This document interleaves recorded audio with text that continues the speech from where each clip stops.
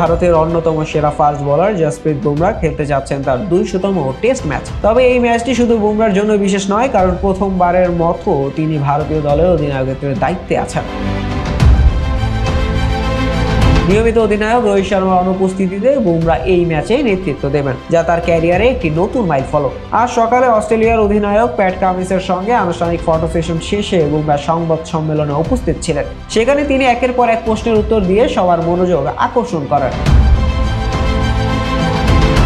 এক সাংবাদিক তাকে মিডিয়াম পেসার বলে সম্বোধন করলে বুমরাহ রসিকতা করে বলেন, মিডিয়াম পেসার? ভাই, আমি ঘন্টায় 150 কিলোমিটার গতিতে বল করি, অন্তত ফাস্ট বোলার অধিনায়ক ডাকুন। তার এই মন্তব্যে সবার মধ্যে হাসির রোল ফেলে দেয়। তবে এরপর বুমরাহ তার সিরিয়াস সাইডে ফিরে এসে বললেন, ফাস্ট বোলার অধিনায়ক হিসেবে অনেক উদাহরণ আছে। প্যাট কামিন্স সফল হয়েছেন, কপিল দেবও অধিনায়কত্ব করেছেন এবং সফলও হয়েছেন।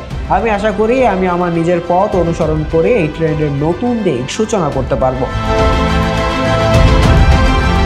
বুমরাহ আগে 3 বার ভারতের অধিনায়কত্ব করেছেন। 2022 সালে ইংল্যান্ডের বিপক্ষে এজবাস্টন টেস্টে রোহিত করোনায় আক্রান্ত হওয়ার পর এবং গত বছর আয়ারল্যান্ড সফরে রোহিত বিশ্রামে থাকার সময় তাকে অধিনায়ক করা হয়েছিল।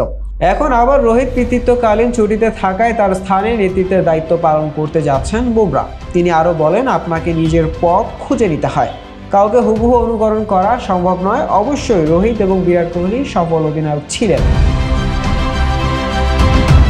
কিন্তু আমি তাদের মতো হওয়ার চেষ্টা করিনি, বরং আমি আমার সহজাত প্রবৃত্তিতে আস্থা রেখেছি। আমি যেভাবে বোলিং করি ঠিক একইভাবে অধিনায়কত্ব করার চেষ্টা করব।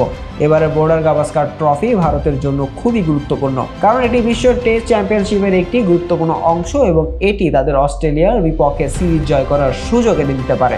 বুমরাহর জন্য এটি আরেকটি বিশেষ উপলক্ষ্য, কারণ তার নেতৃত্বে ভারতীয় দল আরও একটি নতুন অধ্যায়ে প্রবেশ করবে, যেখানে ফাস্ট বোলারদের অধিনায়ক হওয়ার সম্ভাবনাও উন্মুক্ত হবে। শাহরিয়ার আহমেদ জয়, ডেস্ক রিপোর্ট, আইকন স্পোর্টস।